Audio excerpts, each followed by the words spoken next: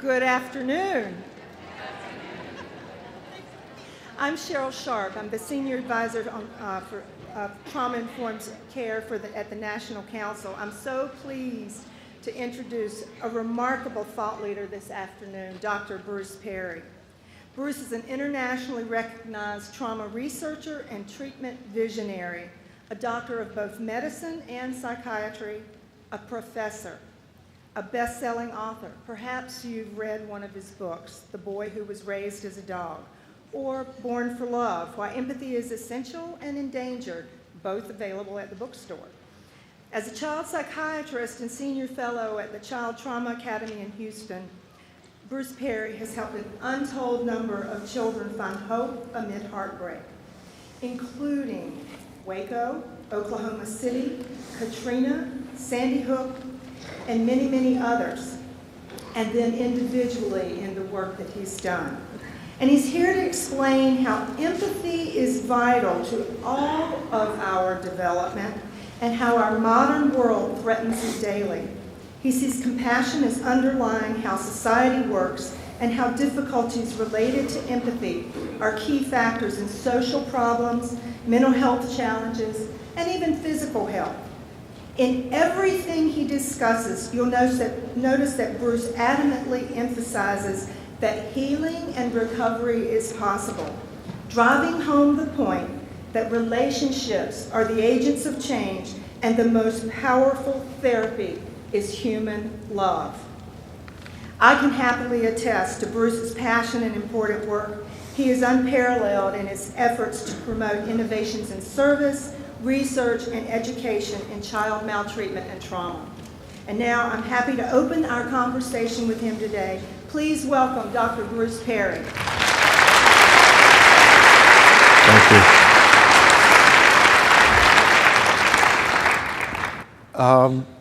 Thank you very much. I'm actually very honored to be here. I'm actually a little bit of a nervous presenter. I have been using the wonderful powers of self-hypnosis for many years.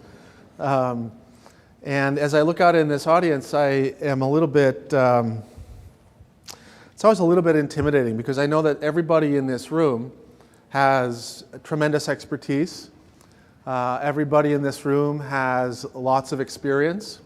And I'm the one that gets to sit up here or stand up here and share my opinions about things. So I feel very honored that I get to do that and a little humbled by that.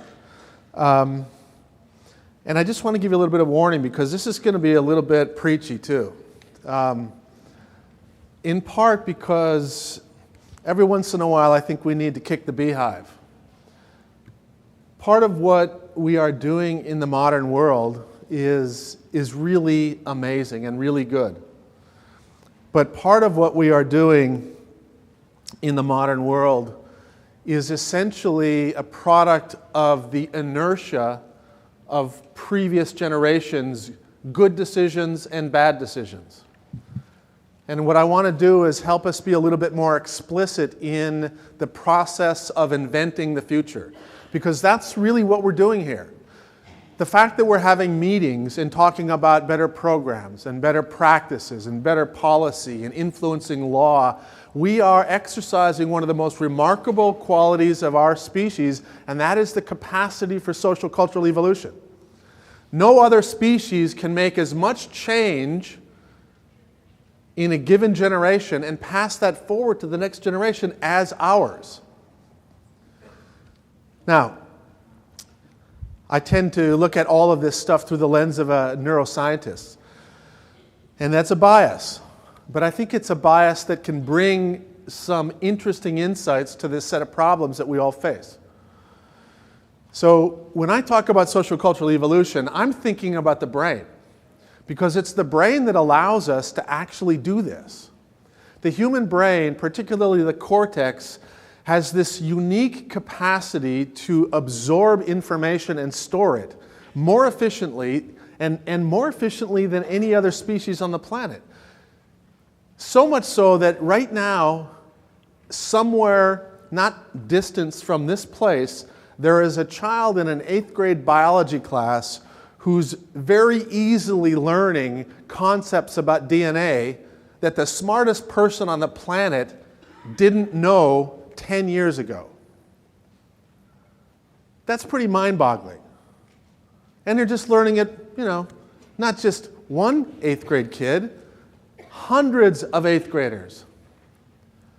So this interesting capacity of our species to essentially benefit from the learnings and the experiences of other generations and use that to influence the way we make decisions about raising children, educating children, creating governance models, creating economies, inventing products, doing new ways of performance art. All kinds of things that humans do really is mediated, all of this, by the brain. And this quality of the human brain, the capacity for social cultural evolution, is a remarkable, remarkable thing. And part of what's happened is that every generation sort of makes choices. Now, this is an interesting thing, and this is what I want you to be very aware of. We pass on the next generation. We pass on good things and we pass on bad things. We pass on things that we explicitly choose to pass on. Like we decided we're going to teach math to our children. That's an explicit choice of our culture. But we also make the explicit choice that we're not going to teach music. That's an individual family choice. That's not a cultural choice. We don't think that it's such a pervasive social, cultural thing that everybody needs to learn how to read music and perform and make music. But we want everybody to learn how to multiply, right? We want to regulate the fact that people learn how to drive a car. We want to make sure they get that there's instruction. We want to make sure that everybody learns this core content about driving a car, the rules of driving a car, and has practiced driving a car before we license them and give them a car. Not a bad idea. But we don't do the same thing for raising a child. We don't make any systematic, recommendations or ensure that everybody who becomes a parent has the fundamental knowledge about what's good for children. We don't do that. So part of what we do is intentional, and part of what we pass to the next generation is inertial. It happens because it's always happened that way. Why do we have a summer vacation? Everybody who's in education will tell you that summer vacation is essentially this period of time that is an inefficiency in the academic process. It's a residue of an agricultural society. But we just keep doing it and doing it and doing it, and at some point we'll bitch about it and we'll vote about it, and then the summer camp lobby will fight against it. I'm not kidding you, it's a powerful lobby. Now, all kinds of things we invent are great. I mean, think about all the things that every day that we're influenced by that are inventions. Language is an invention. There's no genetics that codes for English or Japanese or Chinese. It's essentially an invented language. And if you think about it, there's lots of languages that were invented that are now gone. Certain recipes were invented and now they're gone. What do we pass on? We pass on the things that we model for the children around us, and we pass on the things that we allow them to get exposed to, and we pass on the things that we intentionally expose them to. So probably nobody in this room would intentionally say to a child, the way to solve problems is to use power and force. And in fact, most people in this room and most people on the streets would say, you know what? Violence is not the way to solve problems. But if you look at what our culture is doing, it is exposing our children to levels of violence as a problem-solving method at rates that are at least 50 times greater than examples of solving problems using nonviolent techniques. So we have to start thinking about the intentionality of what we expose children to. We have to start thinking about what we've invented that is good and what we've invented that's not so good. We also invented racism. We also invented anti-Semitism, and we invented misogyny. We invented all kinds of stuff that's actually really not only not good, it's bad, it's wrong. Every single generation on the planet has been shackled by some social cultural belief that held us back. Just 100 years ago, one of the permeating social cultural beliefs was that women were not capable of participating in governance. Right? Which is ironic because the biological reality is group IQ, the major determinant of the problem-solving capability of a group, is related to the number of women that are in the group. That's the most powerful factor. Well, and I'm not pandering, actually, but it's true. So here's a biological reality that our social cultural policy was basically at odds with. When we are at odds with reality, we don't benefit. And I'll come back and talk about this, but I want you to think a little bit about some of the things that have gone into the problem-solving process in the modern era that have been essentially ignorant of some of these biological gifts. See, you can take the accumulated experience of thousands of generations, the wisdom of thousands of generations, and if you don't pass it on explicitly, it goes away. All those 100,000 languages that were invented, they were probably great languages. Some of them were probably very rhythmic and beautiful. Most of them don't exist. They don't exist.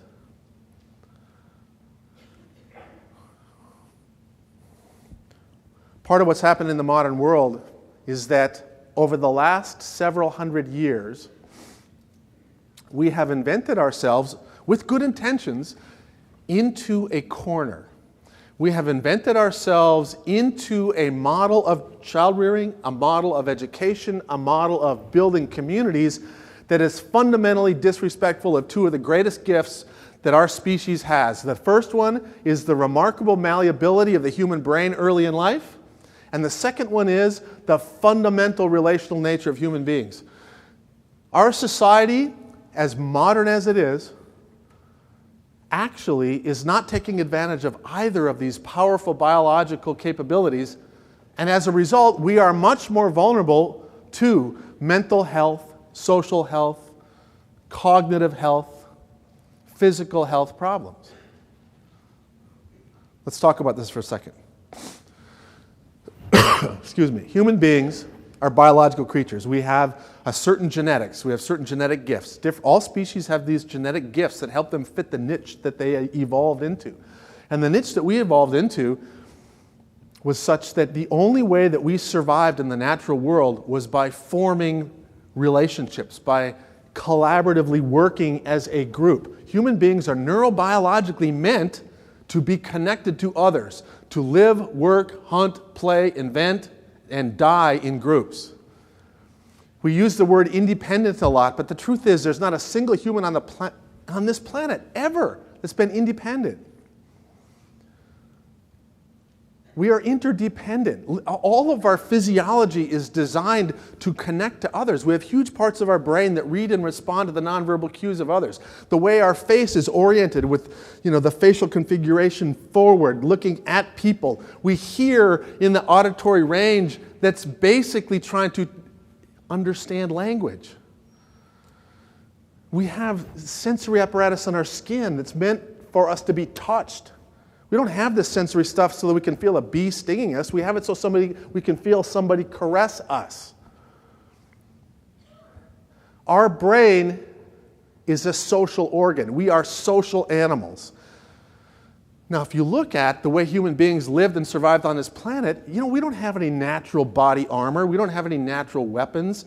We're not very good at camouflage. We're not good at stinging other things. And, we don't do all the other things that other species do. We form groups. Human beings are meat on feet, basically, to the natural world. The only way we survived was by forming collaborative groups and by sharing what we hunted and what we gathered with everybody else in our group. And the typical living group was a developmentally heterogeneous, multi-family, multi-generational group, 40 to 50 people. And in that group, if you were born and you grew up, the ratio of developmentally more mature individuals who would participate in your caregiving, who would protect you, model for you, nurture you, discipline you, was 4 to 1. We think it's an incredibly enriched early child care environment if there's one caregiver and 6 kids. That's 1/24 the relational density that the brain would benefit from. As you look at how we've invented the present, we've become increasingly compartmentalized. The irony is we live in bigger groups, but we live in more isolated subgroups. We become more urbanized, and in the 2000 census, the average number of people in the household was fewer than 3. In the last census, 1/3 of the households were one person. This is fundamentally fragmented. And on top of this sort of fragmentation in the way we live together, this compartmentalization, we've got this. The typical American spends 11 hours a day interacting with digital devices and not with fleshy objects. And again, I'm not here to say that electronic stuff is the devil, but I want to talk about this in context of the brain and in context of how human beings evolve, in context of how we end up expressing our capacity to be humane and compassionate. There's a whole bunch of things, and you see this all the time in the literature. You feel it all the time. You see it all the time, the disconnectedness that comes from being multitasking with a phone. You go out and you see people with their children out to eat, and every one of them is on an electronic device. You actually yourself will find that you're having a conversation with somebody and your phone will vibrate and it will pull you away from attending to them. We do this all the time. We break the rhythm of conversation. We break the rhythm of social engagement. And the truth is, these interactive things are physiologically meaningful. They regulate us, they reward us, and we are essentially shooting ourselves in the foot every time we break away from a human being and we pay attention to a digital device. But we're doing it. I do it, you do it, 150 times a day. We check our phones.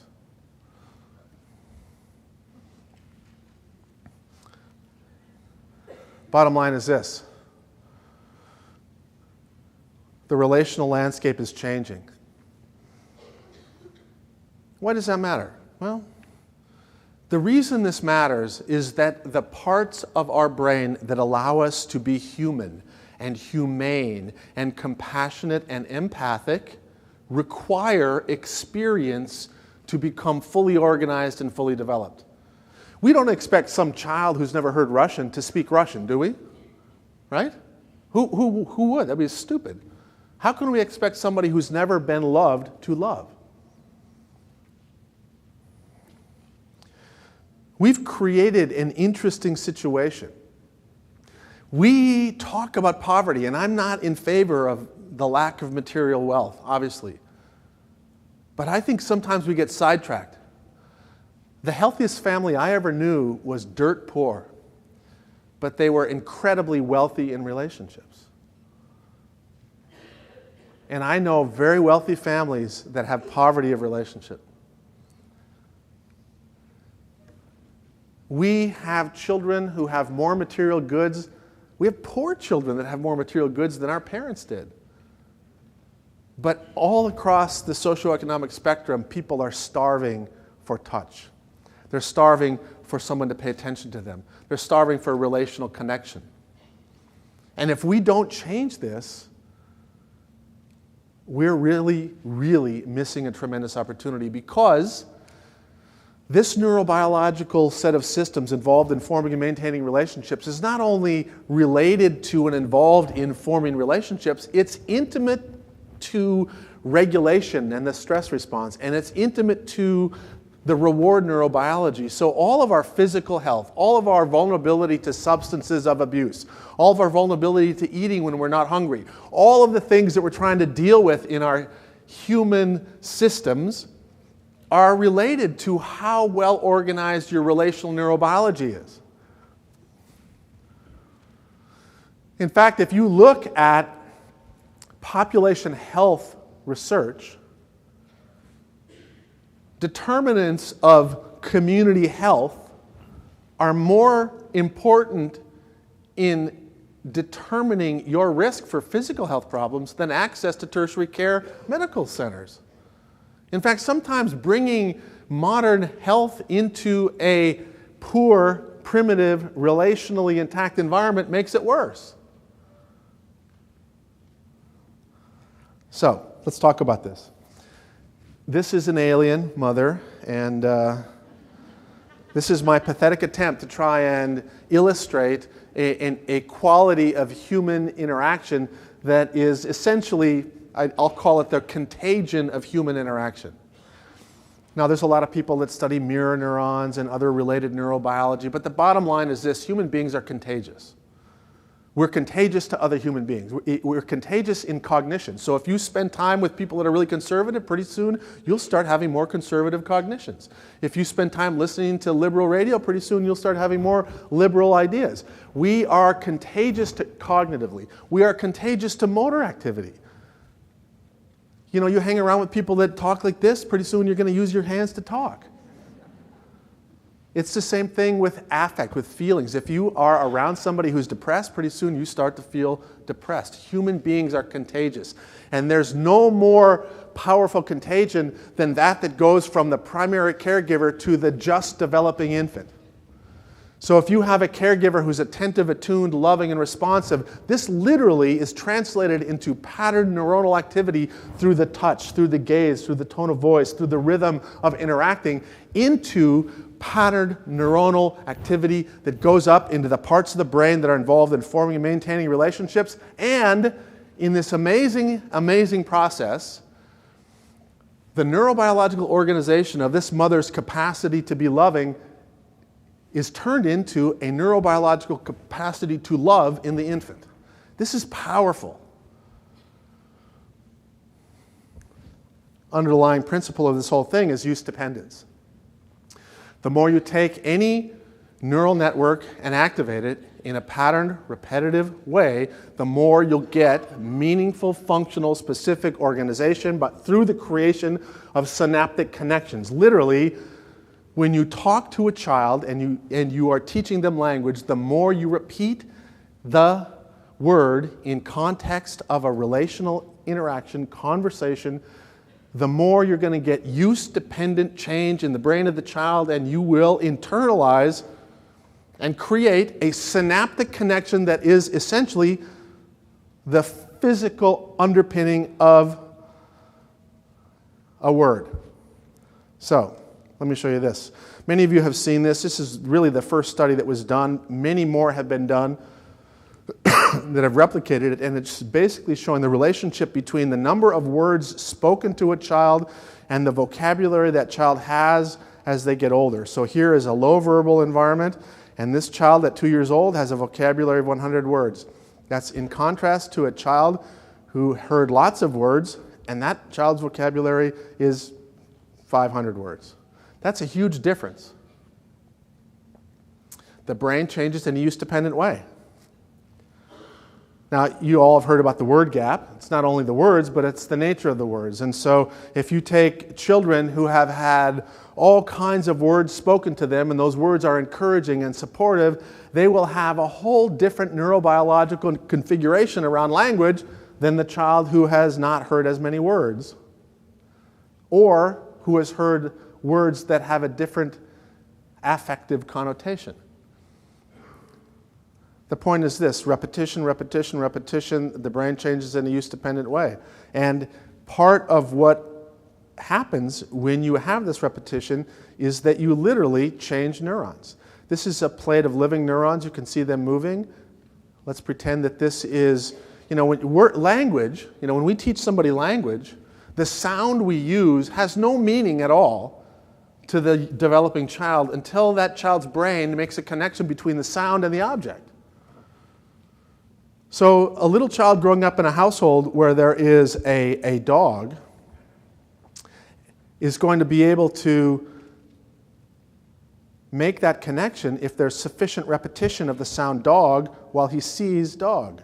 And this is the visual stimulation, and this is the auditory stimulation. And in the primary sensory association areas, the precursor for the word is created. There's the word right there. That's pretty cool, right? Let me show that again. Sorry, it was a little bit fast.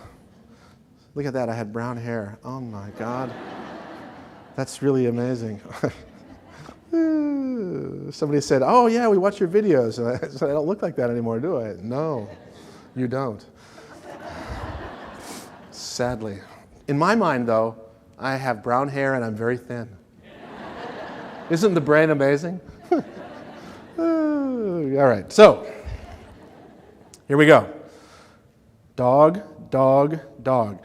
This is the neural activity that's created by light hitting the retina that goes up through the visual pathways, and it creates this cascade, this wave of activity. And this would be auditory. The sound waves literally are transformed by your eardrum into pattern neuronal activity. You have this incredible stuff. Sensory input comes in separately, and then it gets connected, and your brain begins to make meaning out of the sensory environment. And this is what happens billions and billions and billions of times. And the cool thing is, the next time you actually see a dog in your brain, it will stimulate the auditory part of your brain, and you'll hear the sound.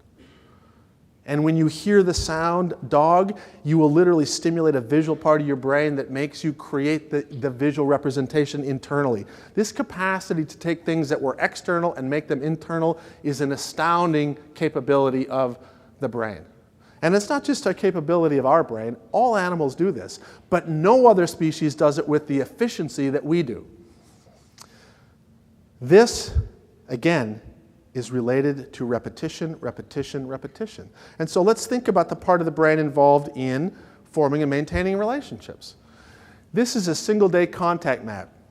Now, what I didn't really elaborate, but I think you could probably pick up, is that when you interact with somebody, when you look at them and you speak with them and you touch them, you interact with them, that creates a set of patterned neuronal activity that goes up into your brain, and it gets processed, and your brain is trying to make sense out of it. It's connecting it to previous experiences where you had human beings that were similarly looking at you and showing interest and standing a certain distance and using a certain tone of voice. And oh, that happened when I was being cared for by my mother. And that means this human is a regulating person. This person is safe. And I feel regulated and rewarded when I interact with you. So when you interact with people, it's a physiologically meaningful thing. Your stress response when you have a positive interaction with somebody is regulated. You're quieter. You're healthier. And those of you who know all the research about isolation and physical health problems, there's part of the mechanism. People who are touched literally are healthier. I tell my wife again and again. She just doesn't listen to data. So, when you have these positive interactions, or a playful interaction, just like we had, not only can it be regulating, it can be rewarding, pleasurable, right? That was fun. So, right, I smile at you, you smile back. It was good, right? Wasn't that good for you? Yeah. See, that's nice. So it's rewarding. Now, human beings need reward every day, and we need a lot of it, lots of little rewards. And when we're regulated, we actually can use the top part of our brain, the smarter part of our brain. When we're regulated, we learn more efficiently. We make better decisions. We're more creative. When we're dysregulated, we think more categorically. We are not as smart. We are more defensive, more reactive. When we are dysregulated and non-rewarded, guess what we do? When we're introduced to cocaine, we'll take more and more of it. When we're introduced to sweet and salty, fatty food, guess what? We'll eat more of it even though we're not hungry because we need reward. In the presence of relational reward, though, you know what? We don't eat as much. We don't get as overweight. If you're interested in health care, it's not as much about exercise. Now, exercise is great because it's regulating. But the truth is, if you don't understand these relational things, you're never going to figure out healthcare problems. You're never going to figure out mental health problems. You're never going to figure out social health problems. You're never going to figure out the educational system. It's all about relationships. If you don't understand relational neurobiology, you're screwed. You will tinker around the edges of solving these problems, but you will never get to the core. So, this child, this is a single-day contact map for a healthy child. 6 in the morning, noon, 6 at night, midnight.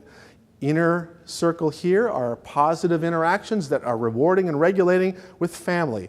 These are rewarding and regulating with friends. This is rewarding and regulating with strangers, and this is with acquaintances, and this is with strangers. And so this child all day long had reward, reward, reward, reward, reward, regulation, regulation. And you know what? When he sat in class, it was easier for him to learn the cognitive content because the pathway up into his cortex was open. He was regulated. This is the best day in a 2-week period for a child in foster care. Now, this is a really good kid in a really good foster home, but the fact is, because we don't pay attention to these relational things, we took this poor foster mother who was very loving, who already had 4 kids, who needed a lot of attention. And we guilted her into taking another kid because we said, you know what? If you don't take him, we have to put him in a shelter. And because she has a big heart, she said, okay, but now here's one person who has to divide her attention amongst 5 really needy kids. And, by the way, new school, new classroom, 30 kids, 1 teacher. Now, teachers can't pay attention to, if the kids are doing well, they pretty much ignore you. They have to manage the dysregulated kids. So what we've created is both in our educational setting and in our housing environments, relational poverty that makes human-to-human attention from the caregiver, from the adult, from the person who's modeling, be heavily front-loaded towards the kids that are acting out, and completely impoverish the kids who are doing well. So this was the best day that this kid had in a 2-week period. He had 2 days where he didn't have one single positive human interaction. Both of these kids go to a party and then get introduced to cocaine. Which one of these kids is going to go back and use cocaine again and again? This one or this one? Both of these kids have an opportunity after school. This kid goes after school, hangs out and goes to play sports with his pals. This kid is a latchkey kid, goes home and sits on the couch, has no form of regulation, no relational reward, so he eats Doritos. Now, Doritos are rewarding, right? But how long does that reward last? Yeah, exactly. Not very long. So this is the thing. You just keep eating and eating because you want reward, reward, reward. You're not hungry anymore, but you are relationally empty, reward empty. People that study the development of, look at measures related to empathy over time have noted, and this isn't in high-risk kids, this isn't a typical population. The birth cohort that basically is from 15, 20 years ago has a much, much higher rate of scoring high on sociopathy measures than cohorts that were born in previous generations. Some of you may be familiar with this. There are standardized empathy measures that have been done for years in college students, and in the last decade, they've been plummeting. The entire, again, the ability to be engaged with community is related to your empathic development, right? If you're immature, undeveloped, and selfish, if you've only had enough repetitions to build your social emotional part of your brain that's involved in forming and maintaining relationships, but you've had the same number of relational interactions that a typical 5-year-old has had or 4-year-old, you all know that 4-year-olds are generally egocentric, right? They're very selfish. They're very absorbed with themselves. That's not bad because that's developmentally appropriate. But if you've only had the same number of social emotional interactions that a typical healthy 5-year-old would have, and you're 15 or 17 and you have an opportunity to vote, are you going to take even 5 minutes out of your day to go vote? Hell no. Voting is one of the most powerful indicators of engagement in community. And look at this. This is the voter turnout by age for the 2008 presidential election. The highest participation is by people who are older, and it goes down and down and down and down, and the lowest are the young voters, disengaged. Look at this. This is pretty sobering. Voter turnout in 2012. How can you have a representative democracy if people don't engage? Now again, I don't want to attack the younger generation because they're not empathic. But I want to help us recognize that, you know what? We're not creating developmental experiences and environments to fully express their potential to be empathic. Their worldviews are more contracted because they haven't had as many repetitions, right? Remember the language slides? You know, they don't have the vocabulary. You can't expect kids to read if they haven't been given the opportunity to practice reading. You can't expect kids to have a big vocabulary if nobody's spoken to them. You can't expect kids to have well-developed, mature, empathic engagement if they've had 1/24 the relational interactions that a hunter-gatherer tribe would provide for a young child. We're taking 11 hours a day out of the available hours to be interactive, and we're taking them away from repetitions with humans. And so we have kids that have unexpressed relational capability.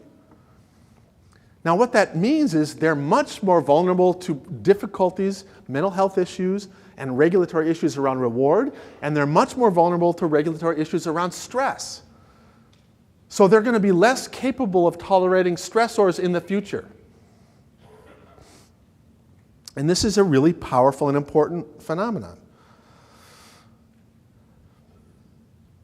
You look at employers, people that are trying to hire new grads, the number one complaint is that they don't have any soft skills. What they mean by soft skills is the ability to actually have a conversation with somebody. I've heard from people that are at the top of these really big corporate things, and they get people coming out of Ivy League schools. They're interviewing them for jobs. They will literally, in the middle of a job interview, say, "Excuse me, I have to answer this text." I mean, seriously, these are people at the top of their class at an Ivy League school interviewing for a corporate. They're literally saying they don't have social skills. We have to teach them how to do things like listen, they can't get people that they can put into the workforce as salespeople because they don't relate to other human beings. So, we really do want our children to be bright. We do, and I think it's a good thing that we have institutionalized pattern, repetitive, cognitive activities to help develop the cognitive capabilities of individuals. I think that's a really good thing. Public education is great. However, I think that we need to be much more thoughtful about how we're creating opportunities for pattern, repetitive, social, emotional opportunities as well. The irony is, and again, those of you who have heard me talk before, you know that not all parts of the brain are equally capable of changing. The top part of the brain, the cognitive part of the brain, is easiest to change. The lower parts of the brain that are a little bit harder to modify, the parts of the brain involved in forming and maintaining relationships, really are harder to change. We have now this big push to make sure that children are ready to learn, and so we make them not move. We make them sit down, don't interact with each other, don't talk with each other, don't negotiate and play, don't have free play. You sit around, learn those frickin' letters, and you need to be ready. I'm preparing you for the modern economy, but you know what? The truth is we aren't, because the modern economy is pushing back and saying, they're not prepared. What did I just show you? The number one thing they're concerned about is they don't have social skills. Not that they don't have hard skills. I didn't learn to read until I was 7 years old. Am I left behind? I've got 2 doctoral degrees. You can learn to read when you're 35 years old. It's hard to learn how to share when you're 35. So one of the other great gifts that we're really screwing the pooch on is this. Early childhood. This is a time when we have remarkable malleability. The brain is easiest to change early in life. The brain is a remarkable organ, and it's very malleable, and we can do all kinds of great things. But the fact is, the brain is most sensitive to experience early. Good experience and bad experience. Growth of the brain continues in this almost linear way, but growth of the body, rather, continues in this linear way. Growth of the brain plateaus. Now, it doesn't mean brain development plateaus. Lots of important developmental things are happening. But the fundamental speed with which your brain organizes is much, much faster early in life than later in life. So development is front-loaded. What that means is early developmental experiences have disproportionate influence on shaping the organization of these fundamental systems involved in all of our functioning: cognition, forming and maintaining relationships, regulating the autonomic nervous system, regulating the neuroimmune system, regulating essentially all of your brain and body. And so adverse experiences early in life will translate into abnormal organization of neural networks involved in a host of functions. And so those of you who are familiar with the ACE studies, you know that if you look at adversity in childhood, it increases your risk for learning problems, increases your risk for health problems, increases your risk for mental health problems, increases your risk for social problems. You pick any domain of functioning, and your risk for not doing well in that will be increased if you have adversity when you're little. Now, the interesting thing about this is that and we should focus on adversity, we haven't been thinking about health, relational health. So this is basically some data from our work that's looking at the relationship between essentially brain-mediated functions. The higher they are, the better your brain-mediated functions are, and that means everything. You know, thinking, feeling, moving, and regulating your body. The higher this is, the better that is. The higher this is, the more adversity. So this is like the ACEs study. This is looking at the relationship between in the same children, the relationship between organization of the brain and these brain-mediated functions and relational health. You see exactly the opposite. In fact, what turns out in every cohort that we look at, and this is from a large number of kids. This is 200 kids between the ages of 2 and 6. This is almost 1,000 kids between ages 6 and 13. And you see adversity compromises the brain, relational health supports and sustains the brain. Same thing here. And we've got data from now over about 8,000 kids showing exactly the same thing. The good news is this. You know, sometimes we're just not going to be able to avoid adversity. Natural disasters happen. You know, life happens. People die. Car accidents happen. Shootings at schools where there's really good, healthy people happen. But if you've got relational health, the long-term adversity of those things is buffered and minimized. Not only can you sustain those adversities better, but you can heal from those adversities faster. But the bottom line is, if you don't have relational health, if you don't have healthy family, community, you cannot therapize this away. Because our current therapy models are far too relationally impoverished. Once a week for 45 minutes, session of 20, that's what I proved, check. So, and I said it earlier this morning, but I'll repeat it.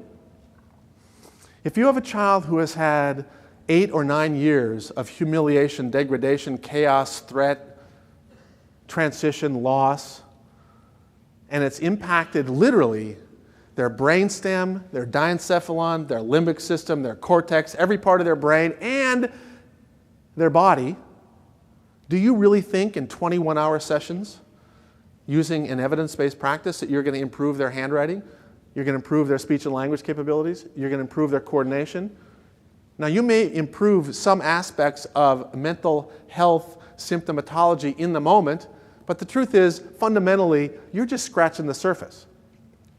And the only way that you're ever going to really address all those different things in a meaningful way is through having a relational milieu, where there are people who can provide modeling, support, and opportunities for these little doses of health that will help somebody recover. All right. So, early developmental experiences are really important. The problem is we have age-targeted interventions. Really? No. Oh, you're just getting ready. See a little sign here that says 5 minutes. I'm like, whoa. Really? You got a hook? So, just kidding. Because we have age-based programming, both in mental health, in parenting, in education, and because we have environments that are relationally impoverished, in other words, one teacher and 30 kids, when in fact, as you recall, you really want to have more people in that environment to help that child. But we have one developmentally mature individual and 30 kids. So what that teacher has to do, and I'll use the example of teaching, but it's the same with other interventions, you're going to have to take these kids that have lots of words that they have been exposed to. You saw that thing earlier. You know, some kids come into that environment, they've heard a lot of words. They know how to read already in pre-K. And then there's going to be kids who didn't hear as many words, and they're going to be behind. But the teacher has to teach to the mean. And so what will happen is she'll spend half her time here, or he, as the teacher, will spend half of his time managing the kids at the bottom who are acting out, the kids at the top who are acting out, and you end up moving the whole group forward very inefficiently and slowly. That's the modern educational system. There are going to be in that group kids that are even further behind because they've come from more chaotic, more challenged environments. And we'll basically tolerate them, most of them. We'll give a few of them labels, like we'll kick them out of our preschools.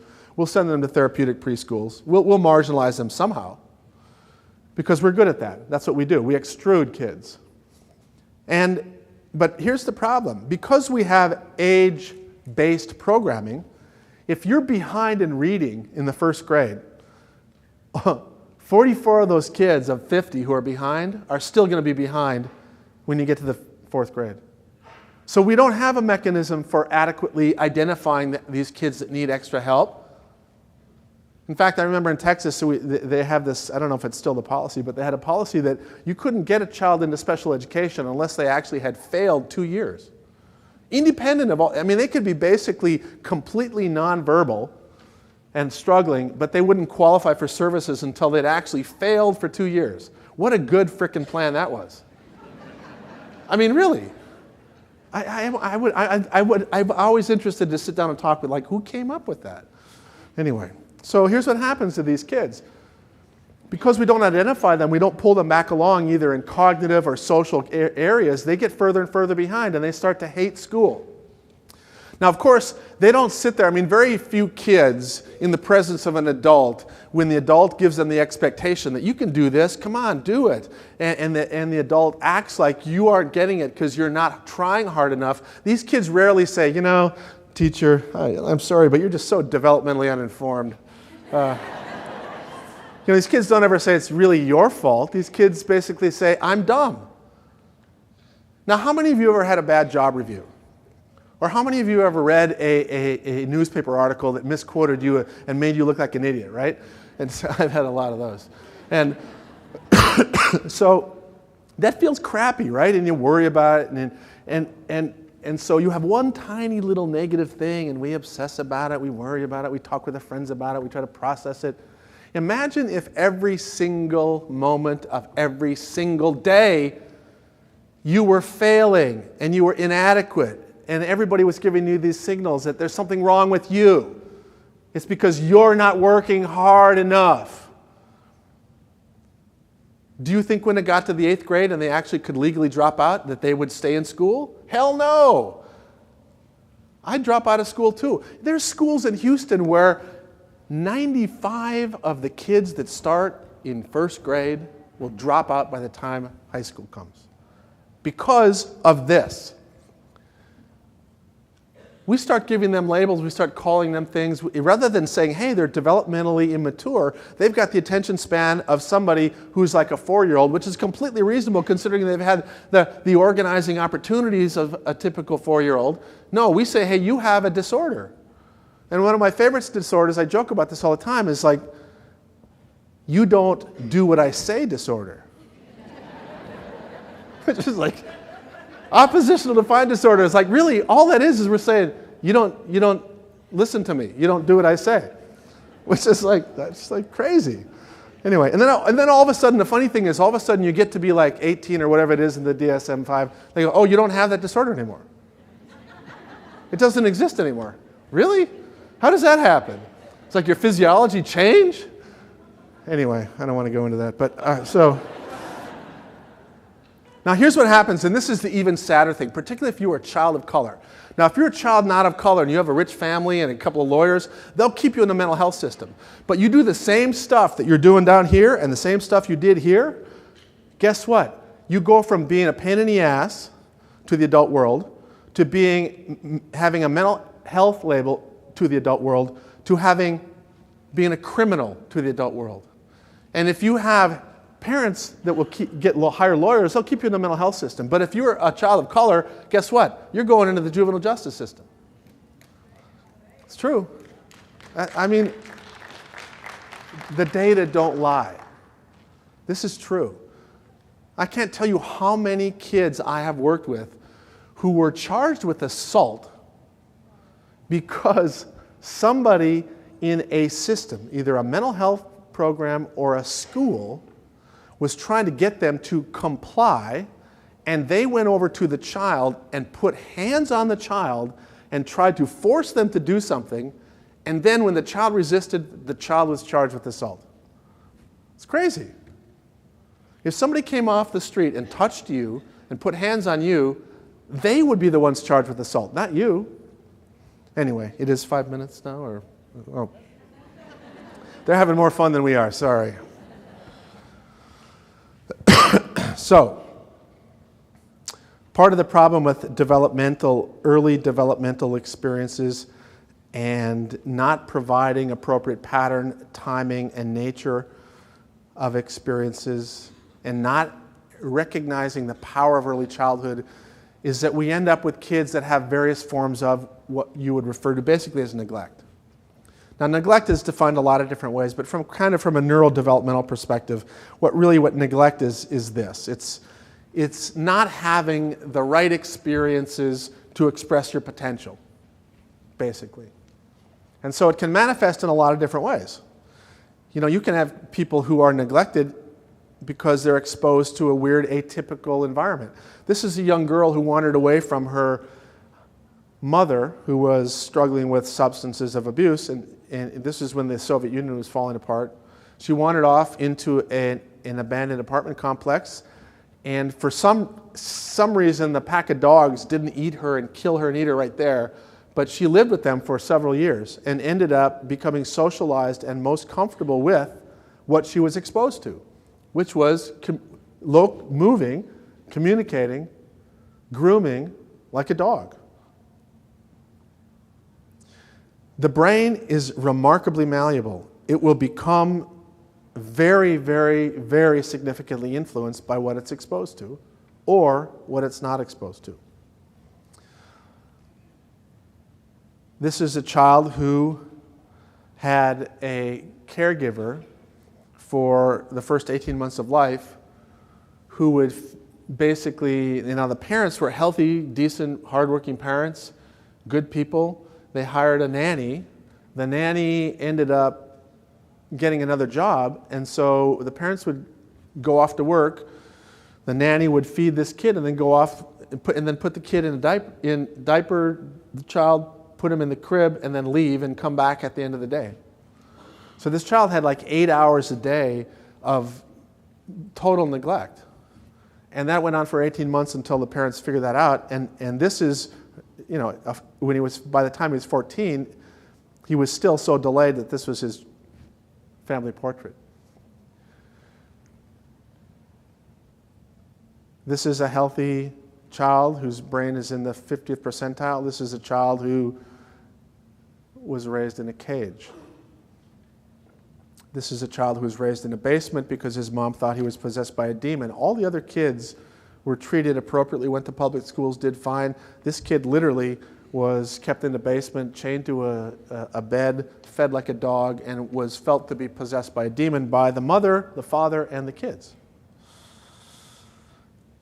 Early developmental experiences shape the brain. They influence how the brain organizes And obviously in these extreme ways, these are examples of extreme total global neglect.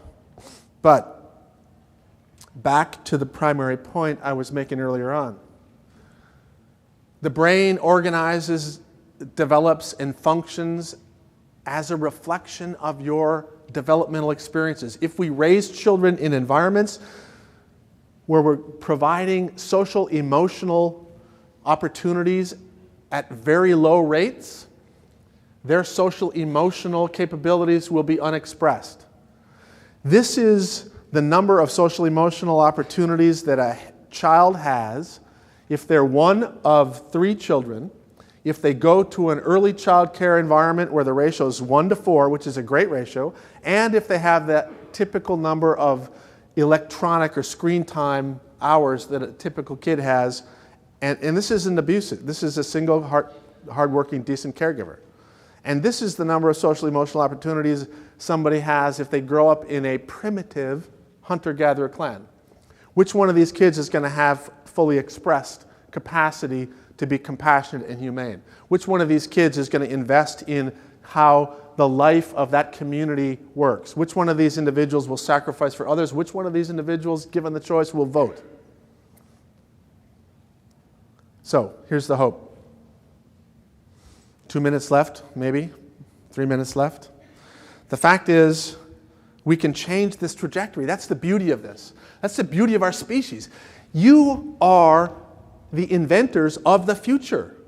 You can make explicit choices about how you change the way you interact with children, with people in your system, with how you vote, with how you create programs. But here's what I have to say. You've got to take these concepts into consideration when you invent policy, practice, and law. Every time human beings have capitalized on biological reality, there's been a quantum leap in creativity and in social justice. And some examples of this is suffrage and public education and the civil rights law. All of these things were examples of when we made law and changed social beliefs and practices to reflect a biological reality. The biological reality that women are just as capable of men when it comes to governance. That children of color are just as capable of being educated as Caucasian kids. And even before that children with no property were just as capable of being educated as kids with property.